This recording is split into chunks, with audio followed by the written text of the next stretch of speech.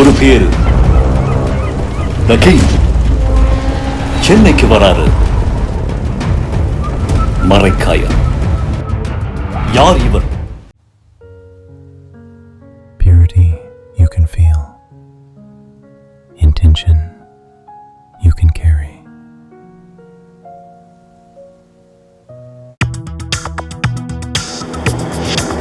Delivering smiles all around the professional careers. Reach us to reach them. Iran வந்து புது air defence system ready பண்ணியிருக்கிறாங்க. உள்ளே அவங்களே வந்து ரெடி பண்ணிட்டாங்க, இன்னோசா மேனுஃபேக்சர் பண்ணுறாங்க. அப்புறம் புது படைகள். சொந்த ஏர் டிஃபென்ஸ் சொன்னீங்கல்ல, அது உண்மைதான். அது வந்து சைனா ஏர் டிஃபென்ஸ் சிஸ்டத்தை விட அட்வான்ஸாக இருக்குது. இப்போ வந்து பங்கர் இருக்குல்ல, அது சமீபத்தில் போட்டா அதில் பிடிக்காம கிடந்தது இருந்துச்சு இல்லையா, அதை எடுத்து இப்போ ரிவர்ஸ் இன்ஜின் பண்ணிட்டு இருக்காங்க. அப்புறம் ஏற்கனவே இதில் கில்லாடி வந்து சைனா, ஈரானுக்கு சைனாக்கு நல்ல ஒரு உறவு இருக்கு. அப்போ நீ என்ன பார்த்துருக்க, அதை கொஞ்சம் ப்ளூ பிரிண்ட் எல்லாம் முடிச்சுட்டு நமக்கு அதை வாட்ஸ்அப் கொஞ்சம் அனுப்பிச்சி விடு. ஈரான் என்ன சொல்கிறான், நாங்கள் ஹர்மோஸ் மட்டும் இல்லை பாபல் மத்திப்பை நாங்கள் வந்து கட்டுப்படுத்துவோன்றான். ஈரான் வந்து அங்கே எப்படி கட்டுப்படுத்த முடியும்? அவனுக்கு தான் வந்து இருக்காங்களே. ஒரு வார்த்தை சொன்னால் போதாது, அமெரிக்க கப்பலையே விரட்டினவங்க அவங்க சாதாரண ஆட்களில். இன்னும் கத்தாரில் அந்த B-52 நியூக்ளியர் பாம்பை நிறுத்தி வச்சுருக்காங்க. அது ஏன்னா இவங்க வந்து எப்படின்னா நம்பிக்கைக்கு அப்பாற்பட்டவங்க, இவங்க நம்பவே முடியாது. ஆகாயம் நேயர்களுக்கு வணக்கம். இந்த ஈரான் சண்டையில் என்ன நடந்துட்டு இருக்குது, கடைசியாக என்ன நடந்துச்சு, அடுத்து என்ன நடக்க போகுது அப்படின்ற அந்த முக்காலத்தையும் உணர்த்துவதற்காக நம்ம கூட உலக செய்தி பகுப்பாய்வாளர் திரு கசாலி அவர்கள் இருக்காங்க. வணக்கம் சார். வணக்கம் கார்த்தி. கடைசியாக நான் கேள்விப்பட்டது என்ன அப்படின்னா, ஈரான் வந்து புது ஏர் டிஃபென்ஸ் சிஸ்டம் ரெடி பண்ணியிருக்கிறாங்க. உள்ளே அவங்களே வந்து ரெடி பண்ணிட்டாங்க, இன்னோசா மேனுஃபேக்சர் பண்ணுறாங்க. அப்புறம் புது படைகள், புது வலிமையெல்லாம் கூட்டிகிட்டு இருக்கிறாங்க அப்படின்ட்டு. அது மட்டும் இல்லாமல் சும்மா இருந்தவங்களை வந்து சொரிஞ்சு விடுறதுக்கு US அவங்க பண்ண வேலை, லெபனானில் அவங்க அடிச்சது, இதெல்லாம் வரைக்கும் நம்ம மக்களுக்கு தெரியும். இந்த அடுத்த எபிசோடில் இப்போ என்ன நடந்துகிட்டு இருக்குது அப்படின்னு நம்ம மக்களுக்கு அடுத்து என்ன நடக்க போகுதுன்ற அளவுக்கு தெரியும். நம்ம மக்களுக்கு அவ்வளோ எஜுகேட் பண்ணியிருக்கோம்னா நம்ம வந்து பாடம் நடத்துறது இல்லை. அங்கே என்னென்ன நடக்குதுன்னு பல விஷயங்கள் அப்படியே தேனி வந்து பூக்களில் போய் மகரந்து எடுக்கிற மாதிரி நம்ம போய் எல்லாத்தையும் எடுத்து தேனை உறிஞ்சி வந்து இங்கே கொடுத்துட்ருக்கோமா, பல இடங்களில் கொடுக்குறோம்.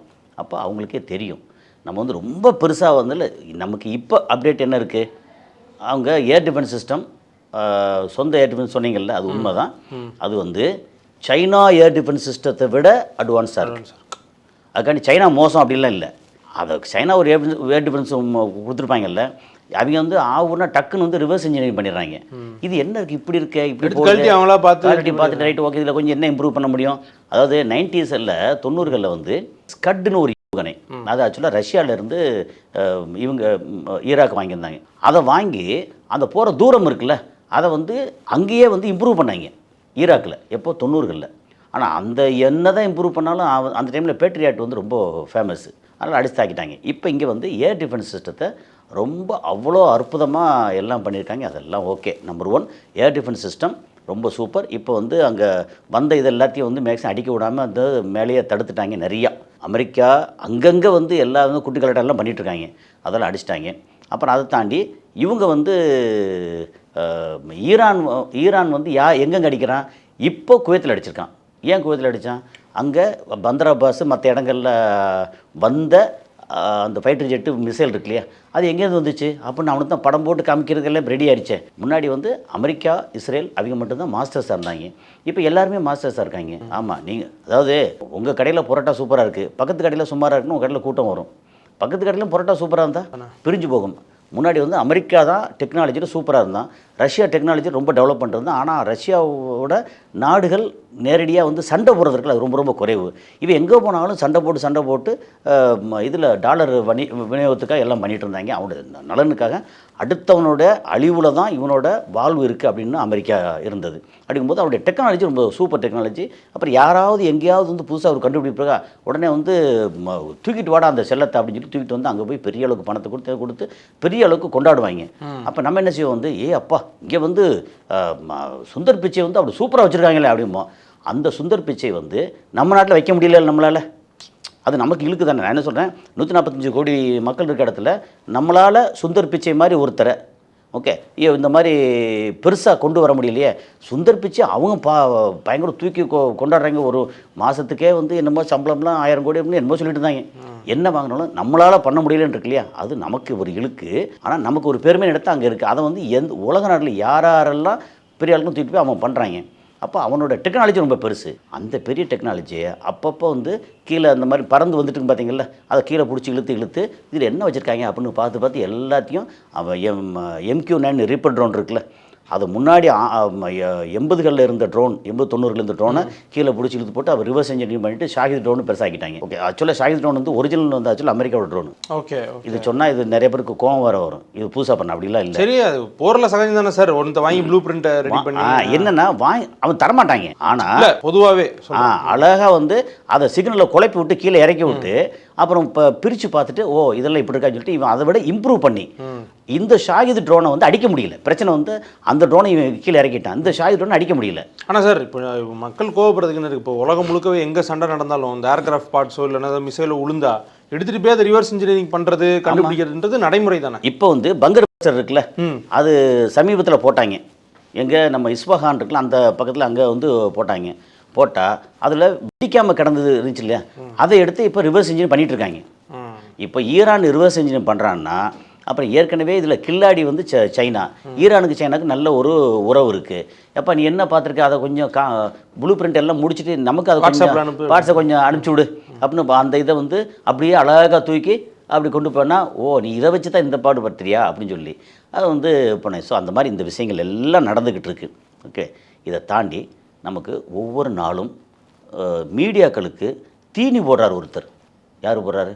ட்ரம்ப். அவ்வளோதான். உலகத்தில் வந்து அவர் என்ன சொல்கிறாரு, சொந்த நாட்டு மக்களுக்கு தவிர எல்லாருக்கும் தீனி போடுறாரு சார். சொந்த நாட்டு மக்களுக்கு வந்து வடை மட்டும் கொடுக்குறாரு, வடை சொல்கிறாரு. மற்றவங்களுக்கு வந்து உலகத்தில் இதெல்லாம் வந்து எல்லாத்தையும் ஆமாம், அந்த சொந்த நாட்டு மக்களுக்கு வடை சொல்கிறது வந்து வெளியில் இருக்கிற எல்லாத்துக்குமே வந்து விஷயங்கள்லாம் வந்து டைம் பாஸ் ஆகுது. சொல்கிறாரு 9 நாளைக்கு முன்னாடி என்ன சொன்னார், எல்லாம் ஆல்மோஸ்ட் டீல் வந்து இஸ் கெட்டிங் ஓவர் அப்படின்னாரு. அதுக்கப்புறம் என்ன சொன்னால் கேட்க மாட்டாங்க அப்படின்னு 2 நாளைக்கு முன்னாடி சொல்கிறாரு. இப்போ என்ன சொல்கிறாரு, இல்லை இந்த ஹர்மோஸை வந்து க்ளோஸ் பண்ணுற போக இப்போ வந்து பாபல் மந்திப் இந்த பசையில் ஏற்கனவே பேசியிருக்கோமா நம்ம முன்னாடி வந்து இந்த செங்கடல் இருக்குல்ல, செங்கடலையும் இதே மாதிரி பாபல் மந்திப்பு ஒன்று இருக்குது. இந்த ஹர்மோஸ் எந்த அளவுக்கு இருக்கோ அதே அளவுக்கு செங்கடல். ஏன்னா ஹர்மோஸில் வந்து 20% மேலே உலகத்தோட ஆயில் போக்குவரத்து அந்த பக்கம் இருக்குது. இந்த பக்கம் பார்த்திங்கன்னா 10% வரைக்கும் மொத்த கமர்ஷியல் இதெல்லாம் போகுது. அங்கே பாபல் மந்திப் வழியே போய் செங்கடல் வழியே கிராஸ் பண்ணி அதுக்கப்புறம் வந்து சூயஸ் கால்வாய் இருக்குல்ல அதை கிராஸ் பண்ணி போய் மெடிட்டரேனியன் சீ அங்கே போகும். அப்போ யூரோப்புக்கு போகிறது எல்லாமே இந்த ரூட்டாக போயாகணும். பாபல் மந்திப் இப்போ இடையில வந்து இவங்க சூடானா அவங்க வந்து இல்லை நாங்கள் இப்போ க்ளோஸ் பண்ண போகிறோம், சூடானா அந்த பக்கத்தில் அந்த நாடு, ஓகே ஆப்பிரிக்கா நாடு, நாங்கள் வந்து அதை கட்டுப்படுத்த போகிறோம் அப்படின்னாங்க. இங்கே பார்த்தீங்கன்னா ஏமன் இருக்கு இல்லையா, ஏமன் சம்மந்தப்பட்டு இருக்குது பாபல் மந்திப். ஈரான் என்ன சொல்கிறான், நாங்கள் ஹர்மோஸ் மட்டும் இல்லை பாபல் மந்திப்பை நாங்கள் வந்து கட்டுப்படுத்துவோன்றான். ஈரான் வந்து அங்கே எப்படி கட்டுப்படுத்த முடியும், அவனுக்கு தான் வந்து இருக்காங்களே. ஒரு வார்த்தை சொன்னால் போதாது, அமெரிக்க கப்பலையே விரட்டினவங்க அவங்க, சாதாரண ஆட்கள் இல்லை. அதே மாதிரி ஏமன்லேருந்து இஸ்ரேல் கிட்டத்தட்ட 2000 கிலோமீட்டர். ஓகே, அந்த 2000 கிலோமீட்டருக்கு பல்டிக் இருக்குல்ல அதை அனுப்புறது என்ன ஒரு பெரிய கஷ்டம் எடுத்துங்க. அதை மட்டும் சொல்லிடலாம். என்னென்னா இப்போ ஏமன்லேருந்து நேர நிலம் இருக்கு இல்லையா, நிலம் மார்க்கமாக போச்சுன்னா சவுதி அரேபியா கிராஸ் பண்ணி போகணும். சவுதி அரேபியா கிராஸ் எவ்வளோ உயரத்தில் கிராஸ் பண்ணாலுமே சவுதியில் வந்து ஏர் டிஃபென்ஸ் சிஸ்டம் இருக்குது, அமெரிக்காவோடது, அது அடிக்கும். அதை தாண்டி போனால் இவங்ககிட்ட வந்து இஸ்ரேல்கிட்ட வந்து 5 வகையான ஏர் டிஃபென்ஸ் சிஸ்டம் இருக்குது. அது ஏற்கனவே சொல்லியிருக்கோம். நமக்கு வந்து இது என்னது டேவிட் சிலிங்காக இருக்கட்டும் யாரோ தெரியாதுன்னு சொல்லி வரிசையாக நிறைய பேசினேன், அது எக்கச்சக்கமாக பேசிட்டே இருக்கோம். ஓகே, ஒரு 5 வகையான ஏர் டிஃபென்ஸ் சிஸ்டம் இருக்குது. அப்போ இந்த நிலத்தில் போகாமல் அப்புறம் கடல் இருக்குல்லையே செங்கடல், இப்படி போய் செங்கடல் வழியே போய் அந்த அவங்களோட 5 வகையான ஏர் டிஃபென்ஸ் சிஸ்டம் இருக்குல்ல அதையெல்லாம் ஏமாற்றி, அப்போ மெனூரபிள், ஓகே, அதை ஏமாற்றி 3 மிசைல் வந்து அங்கே விழுந்து விட்டது. அந்த அளவுக்கு ஹவுஸ் வந்து சாதாரண ஆட்கள் இல்லை. ஓகே, அவங்களுக்கு இடையில வந்து ஒரு பெரிய கப்பலில் வந்து இறங்குச்சு நிறையா. எங்கேருந்து வந்துச்சுன்னா ரஷ்யாவிலேருந்து நேரடியாக சைன் பண்ணது வந்து ஈரானோட பேமெண்ட்டு ஹவுதிஸ்க்கு வந்து இறங்குச்சு ரஷ்யாவிலேருந்து. ஒரு பெரிய கப்பல் முன்னாடி அதுவும் 7-8 மாதம் முன்னாடி வந்து இறங்குச்சு. அப்போ என்ன, இவங்க கையில் ஆயுதம் நிறையா இருக்குது. ஹவுதிஸ் அங்கே ஒரு வார்த்தை, அப்போ அந்த பாபல் மந்திப்பை கொஞ்சம் என்னென்னு பாரு, கொஞ்சம் க்ளோஸ் பண்ணு அப்படின்னு சொல்லி க்ளோஸ் பண்ணி விட்ருவாங்க, முடிஞ்சு போச்சு. இந்த மாதிரி இப்போ இதை க்ளோஸ் பண்ண போகிறாங்க அப்படின்னோடனே உலகமே இப்போ அலருது. என்னென்னா மொத்த உலகத்தோட இந்த ஆயில், இப்போவே ஆயில் வந்து ஒரு 90, 99 இன்ச்சு, 100 வந்துச்சு, 110 இன்ச்சு, கொஞ்சம் மேலே இங்கே அப்படியே சதுராடிக்கிட்டு இருக்குது ஆயிலோட ப்ரைஸு. நமக்கு வந்து இப்போ 108 ரூபா வந்துச்சு இங்கே. ஆமாம், இனி 107 ரூபா தாண்டிடுச்சு. 107.78 அப்படின்னு சொல்லி வச்சுனாலே 108 ரூபா பக்கம், நியர்லி 108. 107 50 தாண்டிச்சுனாலே 8. எப்பவுமே கணக்கில் அப்படி தான் சொல்லுவோம். இப்போ 50 கீழே இருந்தால் லோயர், 50க்கு மேலே இருந்தால் ஹையர், அப்படி வந்துருவோமே. 108 ரூபா பக்கம் வந்துருச்சு. ஓகே, நமக்கு வந்து எப்படி பார்த்தாலும் சொன்ன மாதிரி இதே இந்த போகிற பக்கம் இதே மாதிரி போய்கிட்டு இருந்துச்சுன்னா இன்னும் ஒரு மாதத்துக்குள்ளே எப்படி பார்த்தாலும் 120 130 ரூபா பெட்ரோல் விலையும், டீசல் விலை வந்து 100 ரூபாய்க்கு மேலேயும், ஆல்ரெடி 100 ரூபா பக்கம் வந்துருச்சுன்னு நினைக்கிறேன். ஏன்னா நமக்கு வேறு வழி இல்லை. நமக்கு 88% வெளிநாடுகள்லேருந்து வரக்கூடிய பெட்ரோல் அந்த குரூட் ஆயில் நம்பி தான் இருக்கும். அப்படிங்கிற ஒரு துரதிர்ஷ்டமான நிலையில் நம்ம இந்தியா உட்காந்துருக்கோம். ஓகே, சைனா அதே மாதிரி. ஆனால் சைனாவுக்கு வந்து நிறைய போய்கிட்டே இருக்குது. ஓகே, ஸோ இது வந்து ஒரு வகையான த்ரெட் ஓடிக்கிட்டு இருக்கா. அங்கே வந்து அடிச்சிட்டாங்க. அப்புறம் என்ன பண்ணிட்டாங்க வந்து ஈரான் என்ன பண்ணிட்டாங்க, நீங்கள் நெகோசியேஷன் பீஸ் டீலு நெகோசியேஷன் இதுலேருந்து மொத்தமாக நாங்கள் விளைவிக்கிறோம் அப்படின்ட்டாங்க. இது ஒரு தகவல் வந்திருக்கு. அது வந்து அஃபீஷியலில் வந்து அவங்க இதில் சொல்லுவாங்கல்ல, அது இன்னும் வந்து சேரலை. ஓகே, ஆனால் நாங்கள் வந்து யுஎஸ், இஸ்ரேல், அமெரிக்காவோட பீஸ் டீலில் யார் யார் பண்ணுறா, சவுதி அரேபியா, பாகிஸ்தானு, துருக்கி, ஓமான் எல்லாம் சேர்ந்து இப்போ ஓமானை வந்து இப்போ எதிரியாக்கிட்டாங்க. நீ வந்து ஒழுங்கு மரியாதையாக அவங்க கூட ஏன் சேர்ந்துக்கிட்டு இது பண்ணுற ஹர்மோஸை அப்படின்னு சொல்லிட்டு ஓமானை நான் ஒன்று அடிக்க போகிறேன் அப்படின்னு சொல்லி அது நம்ம தலைவர் அப்படி சொல்லிட்டு இருந்தார். ஸோ இந்த மாதிரி ஒரு சூழலில் வந்து ஈரான் ஒதுங்கிட்டாங்க. அப்புறம் அப்பப்போ என்ன பண்ணாங்கன்னா, நேற்று ஆக்சுவலாக துபாயில் எப்படி பார்த்தாலும் யுஏஇ ஈரானுக்கு எதிரி, சவுதி அரேபியாவுக்கு எதிரி. ஓகே, மற்ற இந்த அரபு நாடுகளுக்கு கிட்டத்தட்ட எதிரி. நான் வந்து தனியாவர்த்தனம் பண்ண போகிறேன், எனக்கு ஓப்பக்கில் வேண்டாம், என்னோட தோஸ்து ஒரு பக்கம் இஸ்ரேல், இன்னொரு பக்கம் இந்தியா, இன்னொரு பக்கம் அமெரிக்கா. என்னோட முதலாளி அமெரிக்கா, தோஸ்து வந்து இஸ்ரேல், அப்புறம் இங்கே வந்து நமக்கு இந்தியா அப்படின்னா அவங்க நிலைமை அப்படி இருக்குது. ஆனால் நேற்று துபாயில் ஒரு 7-8 முறை வந்து பயங்கரமான சத்தம் கேட்டுச்சு அப்படின்னு நண்பர்கள் சொன்னாங்க. அப்போ என்ன, இன்னும் அனுப்பிச்சிட்டே இருக்காங்கன்னு அர்த்தம். அங்கங்கே இந்த மிசைலு, ட்ரோனு அனுப்பிச்சிட்டே இருக்காங்க. அதை வந்து என்ன பண்ணாங்கன்னா, ஒரு ட்ரோன் அனுப்பிச்சி வருதுன்னு வச்சுங்களேன், அதோட நம்ம இந்த ரேட்டுன்னு எடுத்தாச்சுன்னா ஒரு $25,000. $25,000. ஆமாம். இப்போ ஒரு $1,000 அப்படின்னா வந்து $1,00,000 வச்சுங்களேன். $25,000 அப்படின்னா என்னாச்சு, ஒரு 20 லட்ச ரூபா, 25 லட்ச ரூபா அந்த ரேட்டுக்கு வருது. அது திருப்பி தாக்கணும்ல. அது வந்து எவ்வளோ வருது, ஒரு 1 கோடி 1.5 கோடி ஒன்றுக்கும். அப்போது 25 லட்சம் ரூபா இதை தாக்குறதுக்கு நம்ம 2 கோடி செலவு பண்ணுறோமா? ஒரு இது போனால் ஒரு அடிக்க முடியாமல் தள்ளி போச்சு, இன்னொரு இது போகணும். அப்போ அந்த மாதிரி பெரிய செலவு இருக்குது. அப்படின்னதுக்கப்புறம் ஐடியா வந்து டக்குன்னு மாற்றிட்டு என்ன பண்ணிட்டாங்க, ட்ரோன் வருதா அதை வந்து மேலேருந்து ஹெலிகாப்டர் வந்து ஃப்ளைட் இருக்கு இல்லையா, அதுலேருந்து போய்ட்டு ஷூட் பண்ணுறது. ஓகே, அந்த மாதிரி. ஏன்னா இது வந்து சீப்பில் சீப்பு. ஆமாம், புல்லட் கம்பேரிட்டிவ்லி சீப், கம்பேரிட்டிவ் ரொம்ப சீப்பில். புல்லட்டு தானே, புல்லட்டு காசு தானே. ஏன்னா எப்படி பார்த்தாலும் பெட்ரோல் போட்டு அந்த கெரோசின் இருக்குல்ல, அதை போட்டு பறக்கணும். பறந்து இந்த ட்ரோன் வருதுல்ல, அதுக்கேற்ற மாதிரி கரெக்டாக அப்படி போயிட்டு, ஏன்னா எல்லாமே மெனுவரபுள் கஷ்டம் தான், அடிச்சுட்டு போகலாமே அடிச்சு. ஆமாம், பட்ட நான் ஒரு 10 புல்லட் அடிக்கலாம், பெரிய புல்லட் அடிக்கலாமே. அதில் புல்லட்டுங்கிறது என்ன, ஒரு தானே, அதை அடிக்கலாமே. அதை வச்சு அந்த மாதிரி வந்து காஸ்ட்டுக்கு எஃபெக்டிவ் ஆக்கிட்டாங்க. நம்பர் 1. இன்னொன்று, மிசைல் அங்கேருந்து வருது வச்சுங்களேன், இவங்க வந்து திருப்பி அடிக்கிறதுக்கு இவங்க கையில் வந்து எல்லா மிசைல் இன்னும் வச்சுருக்காங்க நிறைய. ஏற்கனவே ஒன்று வந்து தாடு வந்து வச்சுருக்காங்க, பேட்ரியாட்டை நிறைய அடிச்சிருக்காங்க. இதெல்லாம் பண்ணதுக்கு அப்புறமும் அங்கே வந்து இன்னும் வந்து ஸ்டாக் வச்சுருக்காங்க.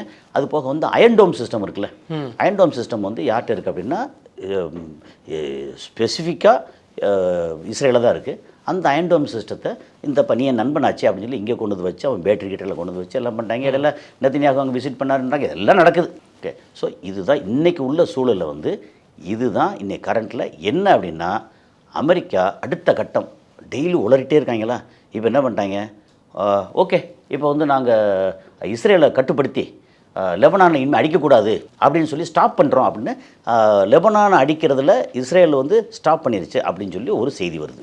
அதுக்கு முன்னாடி வந்து இன்னொரு செய்தி வர வந்துச்சு. என்னென்னா, இவர் வந்து ட்ரம்ப் நெதன்யாவை கூப்பிட்டு கெட்ட வார்த்தையில் பேசி. ஆமாம், அப்படி ஒரு செய்தி நீங்கள் தான் சொன்னீங்கன்னு நினைக்கிறேன். இல்லை, அன்றைக்கி வந்து வேறு ஃபோனில் கட்டி பிடிச்சி உண்டாங்கன்னு வேறு. ஆனால் இன்றைக்கி வந்தது கெட்ட வார்த்தையோடு வருது. என்ன வார்த்தை சொல்லியிருப்பாருன்னு தெரியலையே. அது எஃப்ல ஆரம்பிக்கும். அது ஃப்ரெண்டா? ஆமாம், ஃப்ரெண்டு மாதிரி வந்து அது வந்து எஃப்ல ஆரம்பிக்கும். ஓகே, அந்த மாதிரி ஒரு கெட்ட வார்த்தை. உன்னால் வந்து இந்த மாதிரி ஆகிப்போச்சு, ஒழுங்கு மரியாதையை வந்து இதில் லெபனானில் அவங்களை அடிக்கிற நிறுத்துறியா, இல்லை வந்து நான் இல்லாமல் இருந்து ஒரு நாள் கூட தாங்க மாட்டேன்.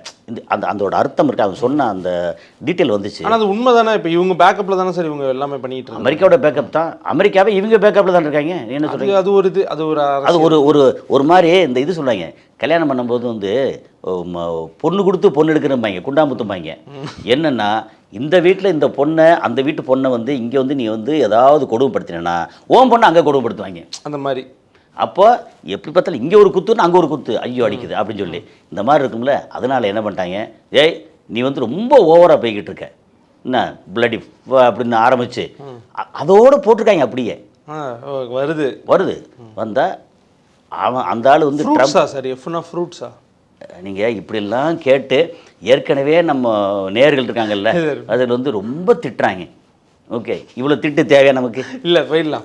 இல்லை நீங்கள் ஃப்ரூட்ஸு ஃப்ரெண்ட்ஸு இந்த எஃப்பில் வந்து நீங்கள் நிறைய ஃப்ளவர்ஸு அப்புறம் வந்து ஃப்ரான்ஸு இப்படி இதெல்லாம் சொல்லிட்டே போங்க. அதெல்லாம் என்னத்தை சொன்னாலும் நீங்கள் எஃப்பில் கெட்ட வார்த்தை திட்டினான்னு சொல்லியாச்சுன்னா எல்லா மக்களுக்கும் தெரியும். ஆமாம், இதில் வந்து நீங்கள் ஒன்று இவ்வளோ தான் சொல்லி அப்படியே இதெல்லாம் அட்ஜஸ்ட் பண்ண வேண்டிய அவசியமே இல்லை. உங்களை வந்து கடைசியில் திட்டி குமிக்க போகிறேன். உங்களை மாதிரி உங்களால் என்னையும் திட்டி குமிக்க போகிறாங்க.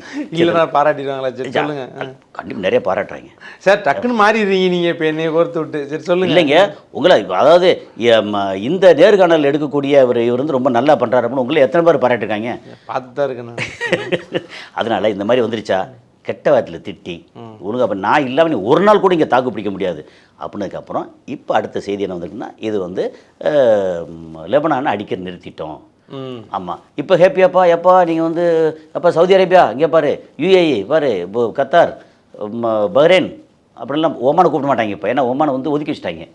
அண்ணன் தண்ணி புழக்கம் இல்லாமல் இந்த ஒன்றே என்ன ஒதுக்கி வச்சுட்டாங்க. இப்போ பார்த்தியா நாங்கள் வந்து இங்கே நிறுத்திட்டோம். ஓகே, இப்போ வந்து ஈரான் வந்து ரொம்ப ஓவராக பண்ணிட்டு இருக்காங்க. ஹர்மோஸை திறந்து விட சொல்லு அப்படின்னா ஹர்மோஸ் இல்லை, நான் இப்போ வந்து பாபல் மத்தியப்பை நான் மூடுறேன். நீ என்ன பண்ணுற, உங்களோட வந்து நீ அண்ணன் தண்ணி புழங்க கூட என்னை ஒதுக்கி வச்சுறேன், நான் வந்து ஒன்றே ஒதுக்கி வைக்கிறேன். அந்த மாதிரி ஆகிப்போச்சு. ஆனால் என்ன நான் திரும்ப திரும்ப சொல்கிறேன், எனக்கு மனசுக்குள்ளே படுற ஒரு பயம், இன்னும் கத்தாரில் அந்த B-52 நியூக்ளியர் பாம்பை நிறுத்தி வச்சுருக்காங்க. அது ஏன்னா இவங்க வந்து எப்படின்னா நம்பிக்கைக்கு அப்பாற்பட்டவங்க. இவங்க நம்பவே முடியாது. அதாவது பேச்சுவார்த்தை இருக்குது, அடுத்து அக்ரிமெண்ட்டு ரீச் ஆக போகிறோம், நல்ல விதமாக நடக்குது, அப்பா ஒரு பிரச்சனை இல்லைப்பா, உலகம் வந்து நிம்மதியாக பெருமிச்சு விடுது அப்படின்ற இடத்துல போட்டு நம்ப வச்சு டம்முன்னு வந்து எந்த போடுவாங்க. அப்படி தான் February 20 நடந்துச்சு. அப்படி தான் இதுக்கு முன்னாடி வந்து போன 2025 ஜூனில் நடந்துச்சு பேச்சுவார்த்தை. இது அப்போ ஒரு பிரச்சனை இல்லைப்பா அப்படி சொல்லாமல் டம்முன்னு அடிக்கிறாங்க. ஸோ இவங்க வந்து ஏதாவது வந்து இறங்கி வர்றாங்க. எப்போ ஒன்றும் இல்லைப்பா, நீ ஒன்று நான் அடிக்கலை என்ன அடிக்கலை, நான் வந்து இப்போ அந்த இடத்த விட்டு கல்ஃப் ஆஃப் ஒமான் இருக்கு இல்லையா, அதை விட்டு நான் வந்து கிளம்புறேன், நீ பார்த்துக்கோ, ஒன்றும் பிரச்சனை இல்லை, உனக்கு எனக்கு எந்த சம்மந்தம் இல்லை, பார்த்துக்கோ அப்படின்னு கிளம்புறாங்கன்னு ஒரு ஏற்கனவே வந்துச்சு. கிளம்ப போகிறாங்கன்னு முந்தா நாள் வந்து தகவல் வந்துச்சு. அப்படி கிளம்புறாங்கன்னு தெரிஞ்சிச்சு அப்படின்னா அடுத்து பெருசாக தாக்க போகிறாங்கன்னு அர்த்தம். இவங்க வந்து அந்த தாக்குறதுக்கு இப்போ இவ்வளோ தூரம் நடந்துக்கிட்டு இருக்குல்ல, எதுக்கு வந்து அல்-உதேத் ஏர்பேஸில் B-52 நியூக்ளியர் நிறுத்துகிறாங்க. அப்புறம் இங்கே கேட்டாங்க, பாகிஸ்தான் வந்து பெருசாக அவங்க அக்செப்ட் பண்ணலை. அப்புறம் சவுதி அரேபியாவும் வந்து ரொம்ப பெருசாக அக்செப்ட் பண்ணல. சவுதி அரேபியா, ஈரான், பாகிஸ்தான், துருக்கி, எகிப்து இவங்க எல்லாம் ஒரு கூட்டணியாக வர்றாங்க.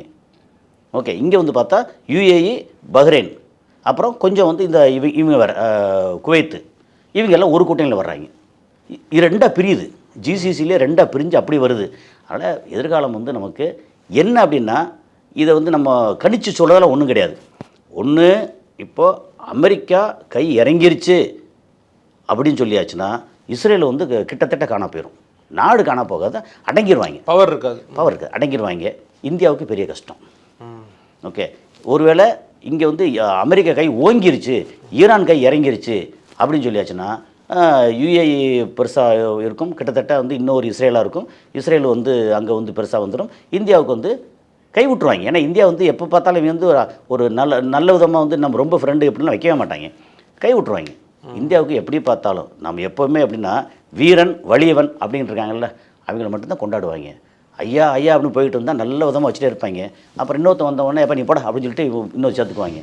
ஸோ அந்த மாதிரி இந்தியாவுக்கு வந்து எப்போவுமே இந்த நேரத்தில் எப்போவும் நல்லதுக்கு இல்லைங்கிறதான் இந்தியாவோட நிலைமை. ஓகே, அப்படிங்கிறதான். ஸோ என்ன இப்போ நம்ம பேசியிருக்கிறதுல ரொம்ப முக்கியமாக என்னென்னா, ட்ரம்ப்பு ரொம்ப குழப்பத்தில் உள்நாட்டில் அங்கேயும் போகிற நெத்தன்யாகு ஒரு கடி கடிச்சிருக்காங்க, உள்நாட்டில் போய் கடிச்சிருக்காங்க, அப்புறம் டெய்லி புதுசாக பேசிட்டு இருக்காங்க. என்ன நடக்குதுன்னு அந்த ஆளுக்கும் தெரியல, உலகத்துக்கும் தெரியல. ஈரானே வந்து கன்ஃபியூஸ் ஆகிப்பா ஒன்று வேண்டாம்னு சொல்லிட்டு ஒதுங்கி நிற்கிறாங்க. அப்படிங்கிறது தான் இது இன்னைக்கியோட தகவல். ஓகே சார், இந்த பிரச்சனையும் இதுக்கு இந்தியாவுக்கு எப்படி ஒரு இம்பாக்ட் இருக்கும் அப்படின்றது குறித்து உங்களுடைய பார்வையும் பகிர்ந்துக்கிட்டீங்க. ரொம்ப நன்றி சார். நன்றி.